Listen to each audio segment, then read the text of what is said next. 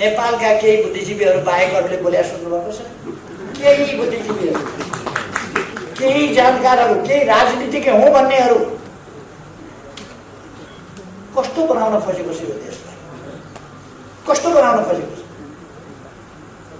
राष्ट्रपतिको संस्था, राष्ट्रको सर्वोच्च संस्था, त्यसको मान मर्दन गरेको छ, बेइज्जती गरेको छ, गाल बुखाल त्यसमाथि तथा नाम बोलेको छ र त्यसको एकदमै हुर्मत लिएको छ।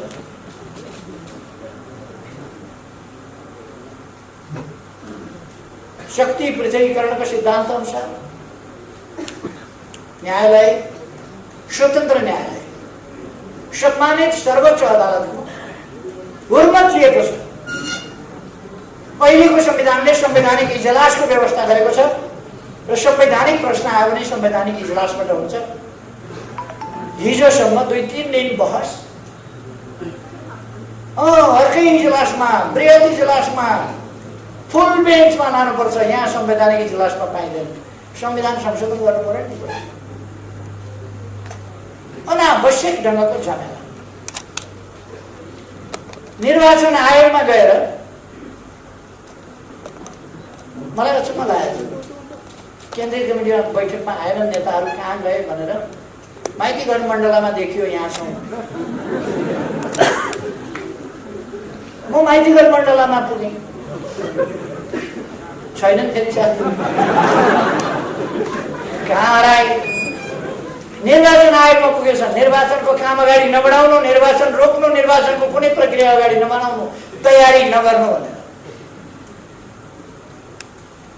यो भन्दा गैर राजनीतिक, अराजनीतिक, गैर कानुनी, हस्तक्षेपकारी, अमर्यादित क्रियाकलाप के हुन्छ? निर्वाचन आयोगलाई आफ्नो काम गर्न नदिने, यो पनि तपाईँ हामीले देख्यौँ। त्यहाँ पनि टाँसेकै थिए, हामी यहाँ छौँ।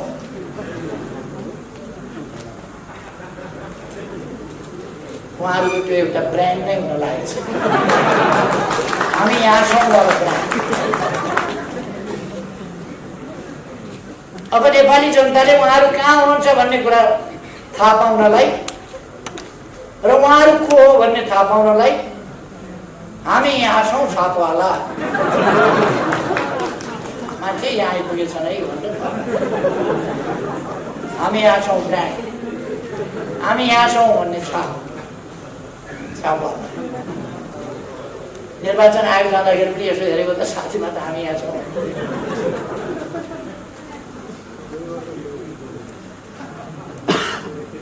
खै निर्वाचन आयोगमा गएर निर्वाचनको प्रक्रिया रोक्नु, यो निर्वाचन आयोग सधैँ निर्वाचनको तयारीमा हुन्छ। सधैँ जति बेला निर्वाचन, जति बेला पनि आयोग लाग्न सक्छ। उपनिर्वाचन गर्नुपर्ने हुन्छ, बीचमा निर्वाचन गर्नुपर्ने हुन्छ, जुनसुकै बेला पनि। त्यसकारण आफू, उसको नामै निर्वाचन आयोग, कामै निर्वाचन, त्यसकारण ऊ सधैँ तयार हुन्छ। निर्वाचन घोषणा भइसकेपछि त तोकिएका मितिमा उसले निर्वाचन सम्पन्न गर्नुपर्ने भएको हुनाले ऊ त्यो तोकिएकै मितिमा निर्वाचन सम्पन्न गर्न क्रियाशील भइहाल्छ, मिति तोकिँदै। अनि लोकतन्त्रका पक्षधरले संसद विघटन भइसकेका छ, निर्वाचन नगराउनुहोस् भन्छ। कहाँ लान खोजेको देशलाई? आरोपहरूलाई विभिन्न किसिमका लगाउने, तर उहाँहरूले देशलाई लान खोजेको कहाँ? प्रतिनिधि सभा विघटन भइसक्यो, निर्वाचन गर्न हुँदैन भन्नुहुन्छ। अनि उहाँहरूले दाग लाउने गर्नुभएछ, दाग लाउने गर्नुभएछ। नत्र हामी सडकबाटै यो गर्छौँ त्यो गर्छौँ भनेर।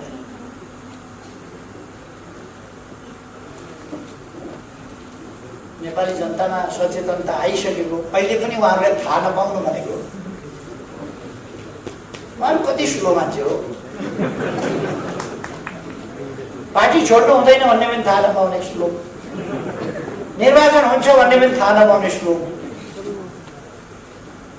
कति स्लो। तर एउटा कुरा उहाँहरूले थाहा पाउनुभएको छ है, निर्वाचन भयो भने हालत के हुन्छ आफ्नो त्यसै थाहा पाउनु।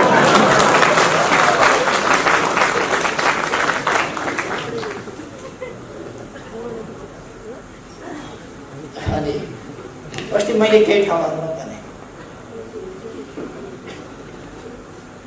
उहाँहरूले केपी ओलीलाई अध्यक्षबाट निकालिदिनु, हटाइदिउँ, पार्टीबाटै निकालिदिनु भनेर के बोल्नु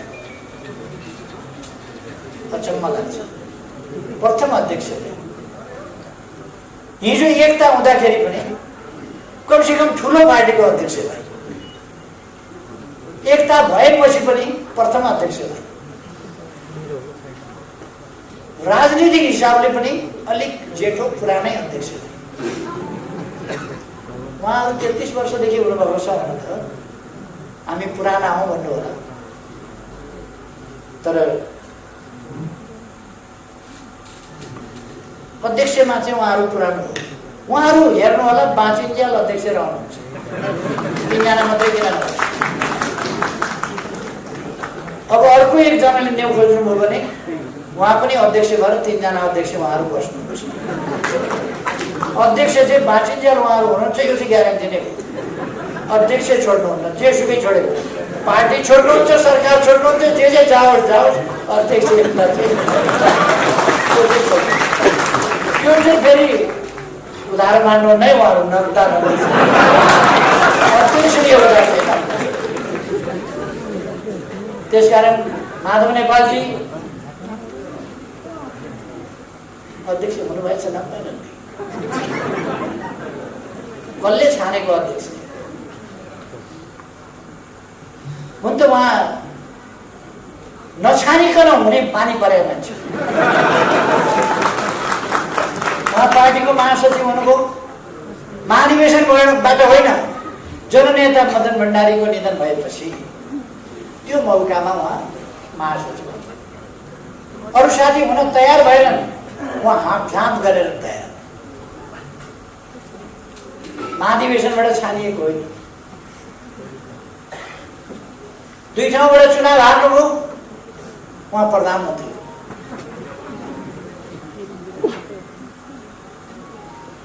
यसपल्ट मसँग चुनाव हुनुभयो, हाताहाती चाहियो अध्यक्षले कि बरु चुनाव अगाडि नै मलाई भनेको भए म छोडिदिन्थेँ होला, 3-4 पल्ट छोडिदिएको थिएँ, के छोडिदिन्थेँ होला। त्यस बेला उहाँले अलिक दम्म भयो, म प्रधानमन्त्री भइसकेँ, म 3 कार्यकाल पार्टी प्रमुख भएर चलाइसकेँ, जहाँ जेल षड्यन्त्र टिकडमले मान्छेहरूलाई काबुमा राखिसकेका छु, सबैलाई कार्यकर्तालाई भन्ने उहाँलाई भन्दैन। त्यसकारण मसँग लड्न तयार। चुनाव हारेका दिनदेखि उहाँलाई अध्यक्ष चाहियो, चुनाव हारेका दिनदेखि अध्यक्ष चाहियो। एकजनाको मात्रै व्यवस्थापन भएर हुँदैन, हाम्रो पनि व्यवस्थापन हुनुपर्छ भनेर उहाँले व्यवस्थापन गर्नु। जे होस्, कोही कब्जा गर्ने नीतिका, कोही स्वस्थ बाटोबाट, सही बाटोबाट होइन, जसकेलाबाट छिरेर विभिन्न पदमा पुग्ने पानी परेका, कोही सल्लाहको रुख जस्तो, सबलाई लखेटी खेती जहाँ पुग्यो त्यहाँ भाग्यो। मोहन वैद्य आफ्ना गुरु, आफूलाई राजनीतिमा ल्याउने गुरुलाई लगेटेर पार्टीको बास भयो।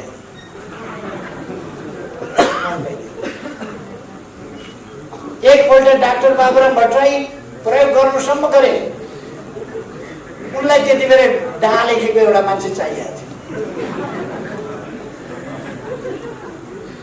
डा पनि खास ठाउँको डा खुब प्रयोग गरे, पछि बिचरा डा नसा। अहिले त धोती कुर्ता लाएर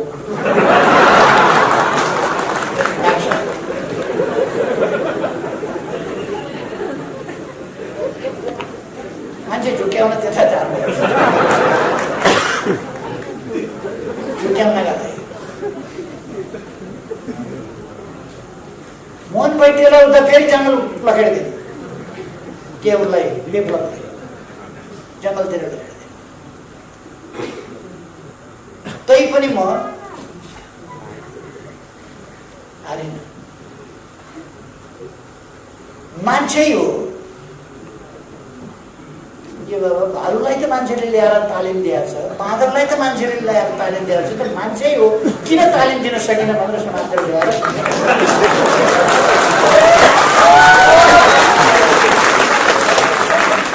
गाउँका आला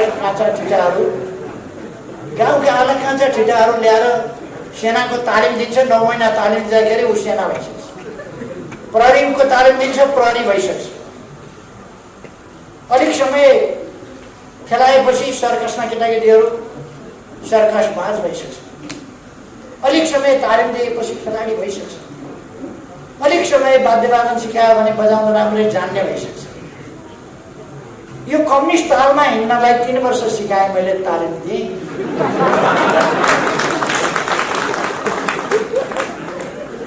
म बजाउँछु डुकुट तबला, ऊ नाच्छ धामी जस्तो।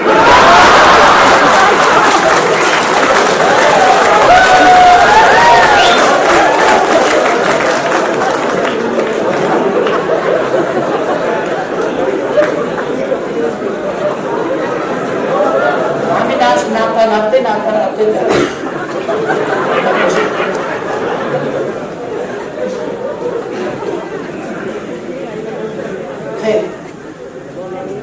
मलाई अझै पनि आश छ उहाँहरू अब परिस्थितिको आकलन भइसक्यो होला। अब आउनुहोस्, बुझिसक्नु होला नि। अब त आउनुहोस्, आउनुहोस् पार्टी। तपाईँको अध्यक्ष पद खोज्या छैन, मलाई थाहा छ नि। अध्यक्षकै लागि मनी मेन्टे मान्छे हो तपाईँ, खोज्या छैन, अहिले पनि छँदैछ अध्यक्ष। आउनुहोस्, वरिष्ठ नेताहरूका पद पनि छँदैछ, आउनुहोस् बस्नुहोस्।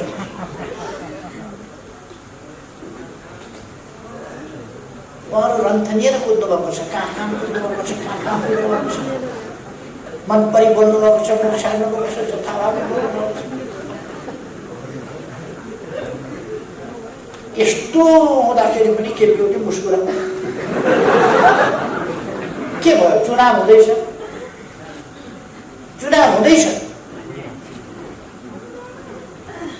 हामी जित्दैछौँ।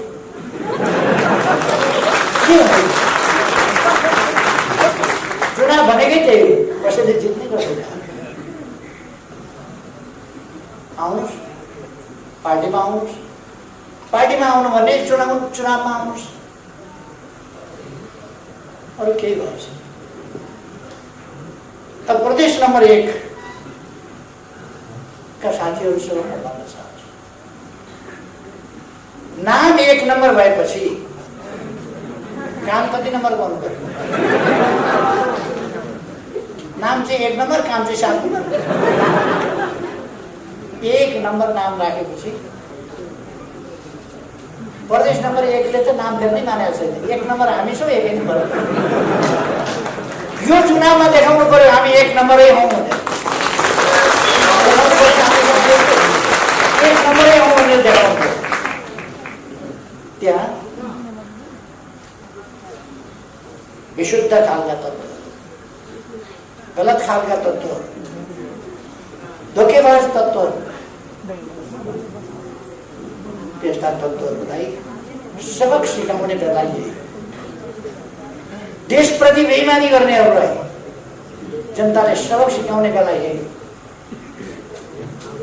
वामपन्थी आन्दोलनप्रति बेइमानी गर्नेहरूलाई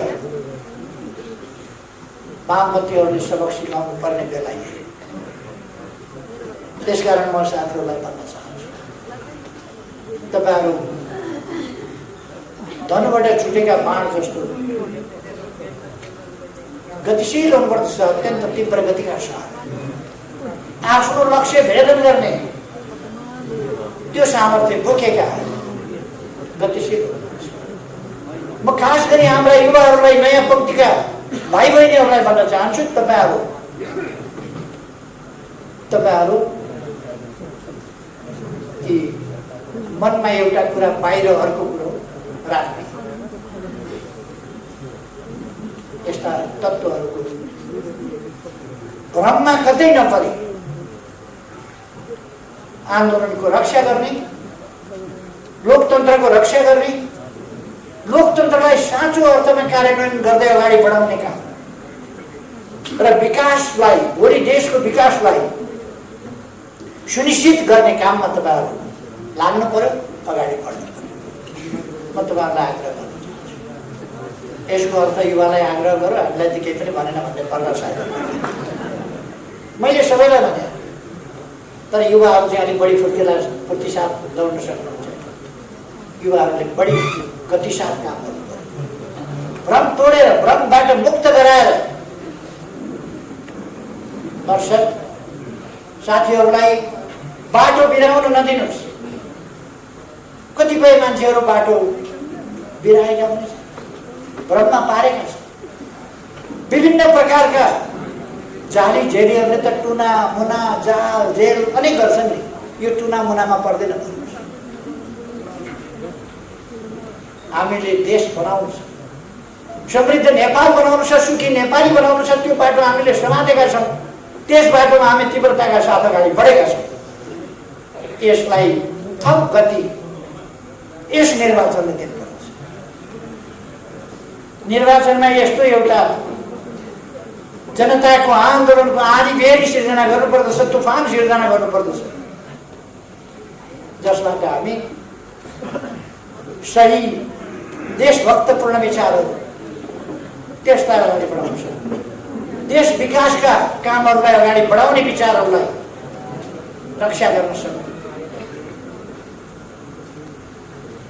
त्यसै गरेर देश बनाउने शक्तिलाई कमजोर हुन नदिउँ, सुदृढ गरौँ। सुदृढ शक्ति नभइकन देश बनाउन सकिने तपाईँ हामीले देखेका छौँ। के अर्थ हुन्छ विचारको, के अर्थ हुन्छ लिडरसिपको, के अर्थ हुन्छ मजबुत पार्टीको, त्यो तपाईँ हामीले देखेका छौँ।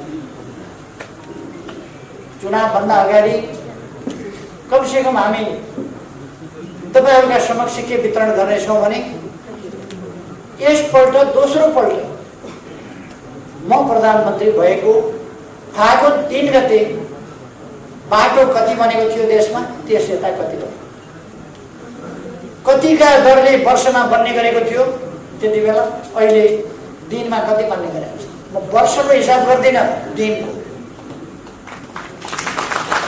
अहिले जनसङ्ख्या कति जनसङ्ख्याले बिजुली पायो, त्यस बेलासम्म कतिले पाएको थियो, कतिले बिजुली पायो, कति कहाँ खानेपानी पुग्यो, यातायात सुविधा कहाँ पुग्यो, कहाँ अस्पताल बने, कहाँ शिक्षालय बने, कहाँ के बने, भूकम्पबाट पुनर्निर्माण कति भयो यस बीचमा, यी सबै कुरा तुलनात्मक रूपमा तपाईहरु समक्ष ल्याइन्छ। त्यसकारण म साथीहरूलाई आग्रह गर्न चाहन्छु, कुनै पनि किसिमको भ्रममा नपरेर दृढतापूर्वक अगाडि बढौँ, भ्रमलाई तोडेर अगाडि बढौँ।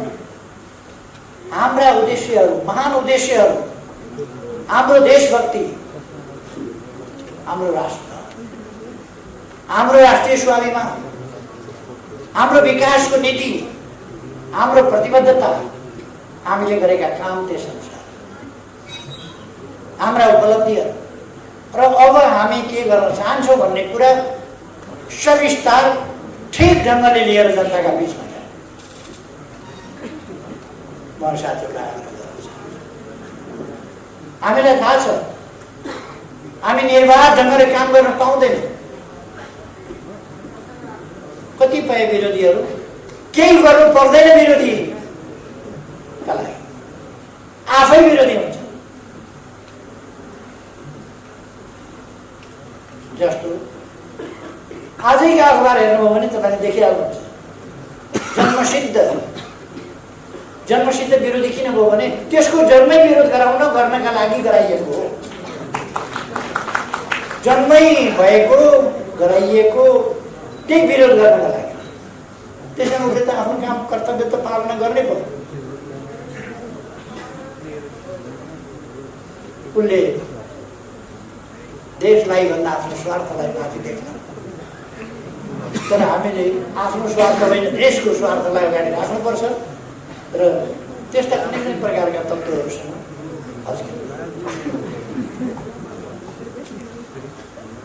फेरि मैले धेरै समय लगेँ। मैले अघि नै भने म अलिक धेरै नै थकित हालतमा हुनेछु। मैले विश्वास लिएको छु यसपल्ट साथीहरूले यस्तो सक्रियता देखाउनुहुनेछ, यस्तो एकता देखाउनुहुनेछ, यस्तो गतिशीलता देखाउनुहुनेछ जसबाट प्रदेश नम्बर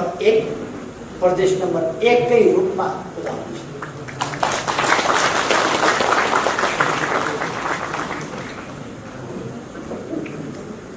म कुनै कोही पनि केटाकेटीको बारेमा कुरा गर्न चाहन्छु। हाम्रै प्रदेशमा पनि त्यस्ता देखिन्छ। दौडिकन गएर भोट मागेर यो केटालाई जिताएर पठाउनुहोस्, मन्त्री बनाएर पठाइन्छु भनेर मन्त्री बनाएर गरियो। एक दिन त कुक्का लात्ताले हालेर भाग्यो। को भनेर यसो हेरेर त उही केटा। यस्तो अल्झिनु हामीलाई छैन। हामी अल्झिँदैनौँ, हामी अगाडि बढ्छौँ। युवाहरूको कुनै कमी छैन। त्यसकारण युवाहरू एकदम अरू पनि नयाँ युवा साथीहरूलाई समेटेर, व्यापकलाई समेटेर, भ्रममा परेकालाई पनि भ्रममुक्त गरेर अगाडि बढेर